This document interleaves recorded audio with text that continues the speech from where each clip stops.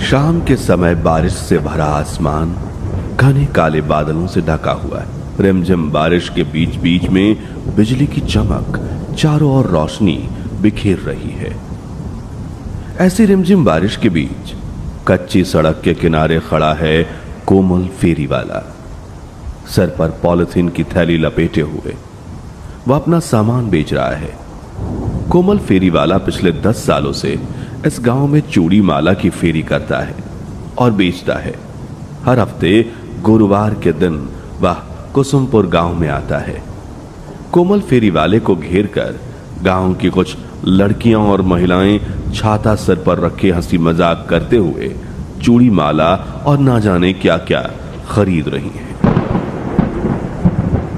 अचानक किसी की मौजूदगी का आभास होते ही लड़कियां उदास चेहरा बनाकर जो जहां थी वहीं से अपने घर की ओर दौड़ पड़ी और उनके साथी सिर पर छाता रखे गांव की पंचायत निपटाकर घर लौट रहे हैं। कोमल ने उन्हें आते देखकर हाथ जोड़कर आदर पूर्वक अभिवादन किया। नमस्कार सरकार बाबू। कृष्ण वर्धन बाबू कुछ बोले नहीं, बस अपनी दोनों आंखें फड़फड़ के उसकी ओर देखे फिर चले।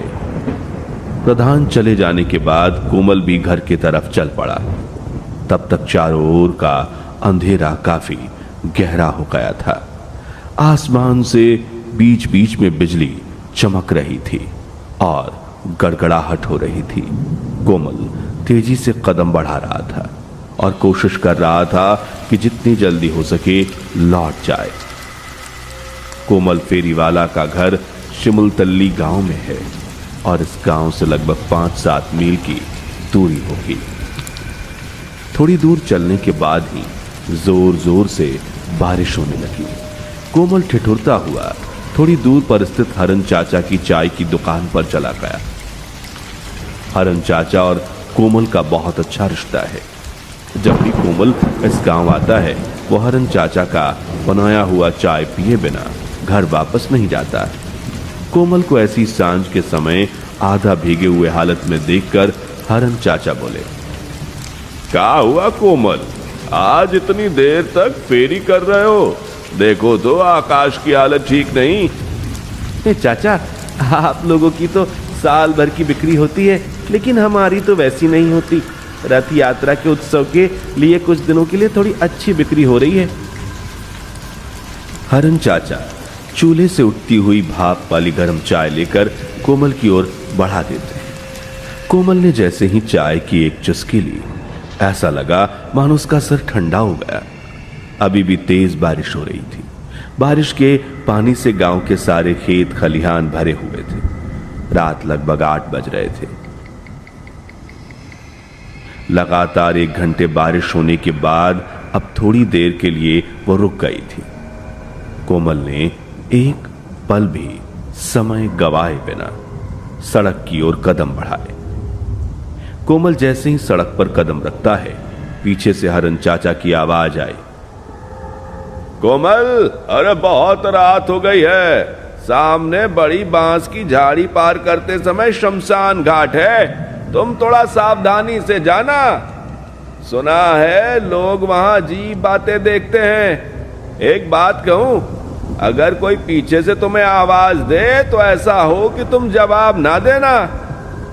चाचा, तुम चिंता मत करो, मैं सावधानी से ही जाऊंगा। वैसे भी इससे पहले कई बार इसी रास्ते से घर वापस गया हूं, कहीं कुछ नजर नहीं आया। बात खत्म करते ही कोमल फिर से चल पड़ा। घने अंधकार में एक छोटी सी मंद टॉर्च लेकर वो धीरे धीरे आगे बढ़ रहा था। बारिश रुकने के बाद भी आसमान में अभी भी घने बादलों का खेल जारी था। बीच बीच में बिजली चमकने की रोशनी में अंधेरे में छिपा रास्ता चमक उठता था। सड़क के दोनों तरफ लगे बड़े बड़े पेड़ अंधकार में एक एक जिम्मेदार व्यक्ति की तरह लग रहे थे। बड़ी सड़क के मोड़ को पार करते ही शुरू होता है बांस के जंगल का रास्ता। लगभग 1 मील लंबा रास्ता जो पूरी तरह बांस के जंगल से ढका हुआ है। बांस के जंगल के पीछे अंधेरा और भी घना हो गया और कोमल के भीतर अचानक एक अनजान सी भय की भावना उतर आई। कई बार वो इस रास्ते से गुजरा है, लेकिन आज क्यों पता नहीं हर चीज में एक अलग सा एहसास हो रहा था। बारिश के बाद मेढक जोर जोर से लगातार घ्योर घोर की आवाज कर रहे थे,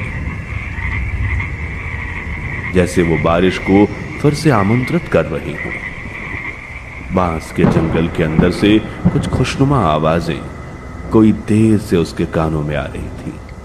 वो आगे बढ़ गया, लेकिन अब क्यों पता नहीं उसका पैर आगे बढ़ने को तैयार नहीं था। पास के बांस के जंगल की छाया से कुछ हिल उठा, जैसे कोई अनजान खतरे का संकेत मिल रहा हो। कोमल ने गहरी सांस ली और अपना दम बांधा। इसके बाद हिम्मत जुटाकर उसने कहा, कौन है? कोमल की बात का कोई जवाब नहीं आया। किसी झाड़ी के पीछे से किसी की मौजूदगी साफ महसूस हो रही थी। आगे या पीछे किसी दिशा में बढ़ने का साहस जैसे खो चुका था। वहां अचानक बांस के जंगल के अंदर लोमड़ियां हू हू करती हुई आवाज करने लगी।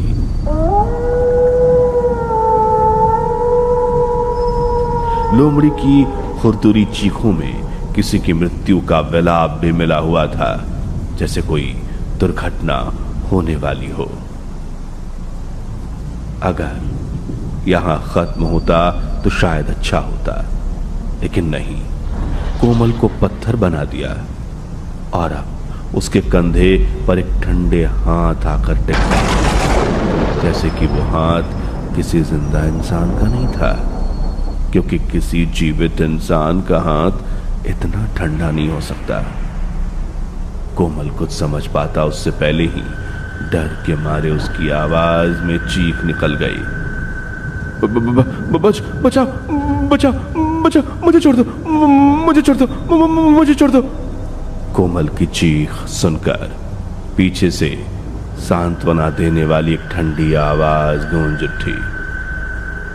अरे दादा, डरिए मत, मैं रजत हूं, सामने वाले गांव से। मेरा घर वहीं है। क्षण भर में कोमल की आंखें और चेहरे लाल हो गए, जैसे गुस्से से। वैसे तो वो बहुत ही शांत स्वभाव का इंसान था। अपने नाम की तरह उसका दिल भी बहुत कोमल था, लेकिन आज ऐसा लग रहा था जैसे उसका गुस्सा गरज बनकर फूट पड़ा। लड़के, पागल हो गया है क्या? हाँ? दुबला पतला चेहरा, एक टुकड़ा जर्जर अंडरवियर और धोती पहने हुए उस लड़के के चेहरे पर असहायपन का भाव था, जैसे उसे बहुत मदद की जरूरत हो। कोमल के ऐसे कठोर व्यवहार के बावजूद भी उस लड़के का चेहरा शांत था और चेहरे पर एक दृढ़ निश्चय की छाप। वो बोला,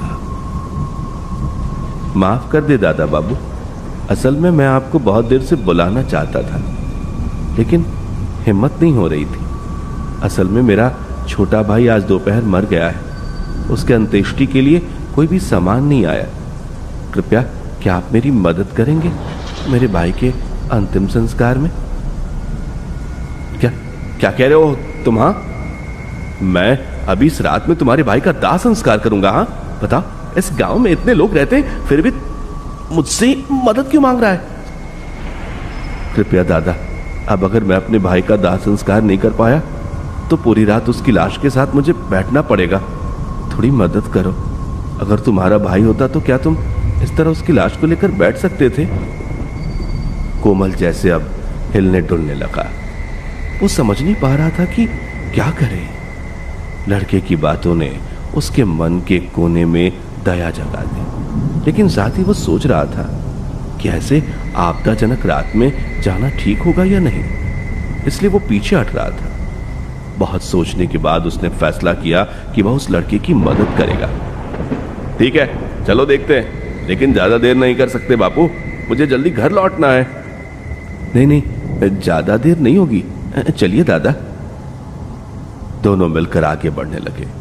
लड़का आगे आगे चल रहा था और कोमल लड़के का अनुसरण करते हुए उसके पीछे पीछे चल रहा था। घने अंधकार के बीच दोनों चल रहे थे। गांव की ऊंच नीच की कीचड़ भरी सड़कों पर अचानक कोमल ने ध्यान दिया कि इतने समय तक जो मेढक और लोमड़ी कर्कश आवाज में बुला रहे थे वे अचानक चुप हो गए हैं, जैसे किसी चीज के डर से वे एक शब्द बोलना भूल गए हों। चारों तरफ पूरी तरह सन्नाटा था। चलते चलते अब लड़का बांस के झाड़ियों की ओर जाने लगा। उस बांस के झाड़ियों की ओर जाते देखकर कोमल का कदम ठहर गया और डर के मारे चिल्लाया, अरे क्या बात है, तुम इस जंगल के बीच कहां जा रहे हो? गरीब लोगों का घर है दादा, जंगल के बीच ही होता है, और थोड़ा आगे चलना होगा दादा बाबू। दोनों फिर चलने लगे।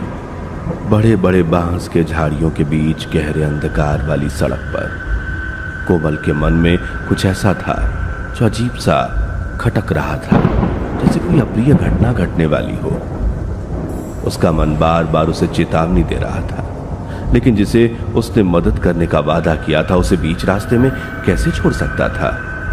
ऐसी ही दुविधा के साथ वह आगे बढ़ रहा था। ऐसे समय में अचानक जंगल के बीचों बीच एक सुनसान जगह पर लड़का गिर पड़ा। अरे क्या हुआ, गिर पड़े क्या?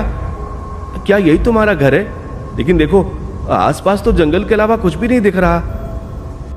लड़के ने कोई जवाब नहीं दिया, बस वो एक ही जगह स्थिर खड़ा रहा। कोमल अब जुझला गया और उसके सामने जाकर खड़ा हो गया। जैसे ही वो लड़के के सामने पहुंचा, कोमल अचानक चौंक गया। क्षण में ही उसका डर उसके सीने को सुन सुन करने लगा। सामने एक लाश पड़ी थी। अंधेरे में उसका चेहरा साफ दिखाई नहीं दे रहा था। वह लाश किसी और की नहीं थी, बल्कि उसी रजत की थी जिसका पीछा करते हुए कमल अब तक इस रास्ते पर आया था। हाथ पांव मरोड़े हुए, बड़ी बड़ी आंखों से कोमल की ओर वो घूर रहा है। जीभ बाहर निकली हुई है, मानो ये कोई सामान्य मौत नहीं। अब कोमल खुद को संभाल न सका। डर के मारे उसके हाथ पैर की ताकत जवाब दे गई। वह जमीन पर गिर पड़ा। लड़का अभी भी खामोशी से खड़ा है। कृपया मुझे छोड़ दो, मुझे छोड़ दो। तुम मेरा सौदा कर दो। कोमल ऐसी बातों को सुनने के लिए तैयार नहीं था। उसने कुछ सोचे बिना जमीन से उठकर जोर से दौड़ना शुरू किया। घने जंगल और अंधकार के बीच वो किस तरफ दौड़ा खुद उसे पता नहीं। घने जंगल को पार कर अचानक सड़क के बीच आकर कोमल खुद को और संभाल नहीं पाया। वह बेहोश होकर जमीन पर गिर पड़ा। सड़क के कीचड़ में उसका शरीर पड़ा रहा। हाथ में पकड़ी टॉर्च दूर कहीं छूट गई थी। चारों तरफ पूरी तरह से सन्नाटा है। कल रात की प्राकृतिक आपदा के बाद आज सुबह सूरज की रोशनी से चारों ओर उजियाला हो गया है। गांव के लोग अपने अपने कामकाज में व्यस्त हैं। हरन चाचा बरामदे पर खड़े होकर खोए खोए कुछ सोच रहे थे। अचानक घर के अंदर से एक परिचित आवाज सुनाई दी। मैं यहां क्यों हूं? कोमल बिस्तर पर पड़ा हुआ है। उसके चेहरे और आंख पर डर के निशान साफ झलक रहे हैं। ऐसा लग रहा है जैसे वो समझ नहीं पा रहा है कि उसके साथ क्या हुआ है। मन के अंदर सैकड़ों सवाल जमा है। ऐसे में हरन चाचा घर के अंदर गए। क्या कोमल, अब शरीर कैसा लग रहा है? हाँ, अच्छा है, लेकिन चाचा मतलब मैं यहां कैसे? अरे रोज रात को दुकान बंद करके एक बार फिर मैं उस बांस के जंगल की तरफ जाता हूँ। रोज की तरह कल भी गया था। अचानक देखा कि तुम सड़क के किनारे कीचड़ में पड़े हो। इसके बाद हारू को बुलाकर बहुत मेहनत करके तुम्हें वहां से बाहर निकाला। अब बताओ कल क्या हुआ था? चाचा, उस भूत की बात तुम्हें क्या से बताऊं, समझ नहीं पा रहा हूं। कल रात में जब कोमल ने उसके साथ हुई सारी घटना हरन चाचा को बताई। इतनी भयानक बातें सुनने के बाद भी हरन चाचा के चेहरे पर एक भी डर या उदासी की झलक नहीं थी। लेकिन वे कुछ गहराई से सोचने लगे, जैसे वो मनी मन किसी पुरानी स्मृति को याद कर रहे हैं। हरन चाचा को चुपचाप देखकर कोमल ने चुप्पी तोड़ी और जिज्ञासा से पूछा, क्या हुआ चाचा, आप कुछ कह नहीं रहे? क्या आप उस भूत के बारे में कुछ जानते हैं? कोमल, वो लड़का कोई भूत नहीं, वो मेरा बेटा रजत है। हरन चाचा की बात सुनकर कोमल के सिर पर जैसे आसमान टूट पड़ा। क्या बकवास कर रहे हो चाचा? आपका बेटा तो शहर में पढ़ाई करने गया था, फिर ये कैसे हो सकता है? हाँ, तुम सही कह रहे हो। पढ़ाई करने के लिए वो शहर गया था। आज से लगभग 1 साल पहले की बात है। उस दिन तुम्हारी चाची का शरीर बहुत खराब हो गया था। कहा जा सकता है कि वो एकदम मृत्यु के कगार पर थी। रजत के पिता, रजत को एक बार खबर भेजो, मैं उसे एक बार आखिर। ऐसी बातें मत करो गुड़िया, सब ठीक हो जाएगा। इससे पहले भी तुम्हारा शरीर कई बार खराब हुआ है, लेकिन अंत में तुम ठीक हो गई थी। एक बार देखना चाहती हूँ, मुझे मौत का बुलावा आ गया। रजत के पिता। तुम्हारी चाची की बात सुनकर खुद को संभाल नहीं पाया। शाम तक रजत को फोन पर आने को कहा। लड़का मेरे फोन पर ही अपनी मां के लिए रोना शुरू कर दिया। अरे, कई बार समझाया, कहा था कि रात के अंदर आ जाना। उस बात ने मेरी जिंदगी में एक अभिशाप की तरह दस्तक दी। अभिशाप सच में आ गया। शाम के समय तुम्हारी चाची की हालत और भी खराब होने लगी। डॉक्टर पहले ही कह चुके थे अब वो नहीं बच पाएंगी। उस समय रात के लगभग 9 बजे तुम्हारी चाची ने आखिरी सांस ली। मेरी जीवन संगिनी ने मेरा हाथ छोड़कर स्वर्गलोक में प्रवेश किया। रात में कई बार रजत की कॉल लगाई, लेकिन उसका फोन बंद था। उसी रात अकेले लाश के पास बैठा रहा, जैसे कोई बदकिस्मत इंसान। रात बीत गई, सुबह भी बीत गई। तुम्हारे काकुमार का दाह संस्कार पूरा हो गया, लेकिन रजत वापस नहीं आया। कॉलेज में भी तलाश किया, लेकिन कोई उसके बारे में कोई खबर नहीं दे पाया।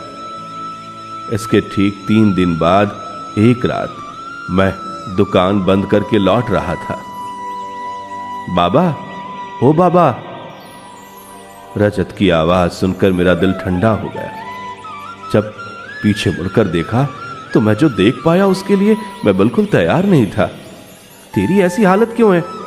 इतने दिन तू कहां था? जानता है बाबा, तेरी मां हमें छोड़कर चली गई।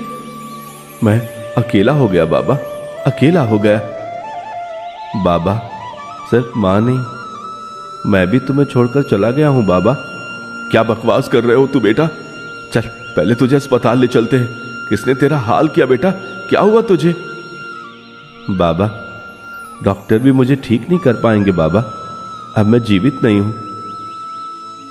उस दिन तुम्हारा फोन पाकर मैं तुरहुरो करते हुए घर लौट रहा था। ट्रेन से उतरकर जंगल के रास्ते पैदल आ रहा था। रात हो रही थी, इसलिए कोई गाड़ी नहीं मिली। जंगल के बीच से 2 लोग काले कपड़े, चेहरे ढके मुझे अनाड़ी के तरीके से मारना शुरू कर दिया। मैं बहुत चिल्लाया, कहा तुम लोग क्या चाहते हो? बस मुझे मेरी माँ के पास जाने दो। लेकिन उन्होंने मुझे जाने नहीं दिया। मेरे हाथ पैर तोड़ दिए। मुझे बहुत दर्द हुआ। वे लोग मुझे क्यों मार रहे थे मैं नहीं जानता। मैंने किसी को कोई नुकसान नहीं पहुंचाया पापा। मेरा शरीर भी ठीक हालत में नहीं है। लोमड़ी और कुत्तों ने इसे टुकड़े टुकड़े करके खा लिया है। ये बातें मेरे बेटे ने बहुत दर्द के साथ कही। उसके बाद वो कहीं कहीं गुम हो गया। अगले दिन मैं जंगल के अंदर उसके फटे हुए कपड़े खोज पाया। उसके बाद अभी तक मेरे बेटे की आत्मा उसी बांस के जंगल में घूमती रहती है, अपने हत्यारे को खोजती रहती है। मुझे नहीं पता उसकी आत्मा को कब शांति मिलेगी। कई लोगों ने उसे देखा है, लेकिन उसने किसी को कोई नुकसान नहीं पहुंचाया। बस डराता है ताकि रात में कोई उस रास्ते से ना जाए। अब तक कोमल का डर दूर हो चुका था और अंदर की उदासी की एक परत जम चुकी थी। हारन चाचा को दिलासा देने के बाद कोमल अपने घर की ओर चल पड़ा। इस घटना के बाद कोमल को एहसास हुआ कि रात में सभी गलियां, चाहे जानी पहचानी हो या अनजान, खतरनाक हो जाती हैं।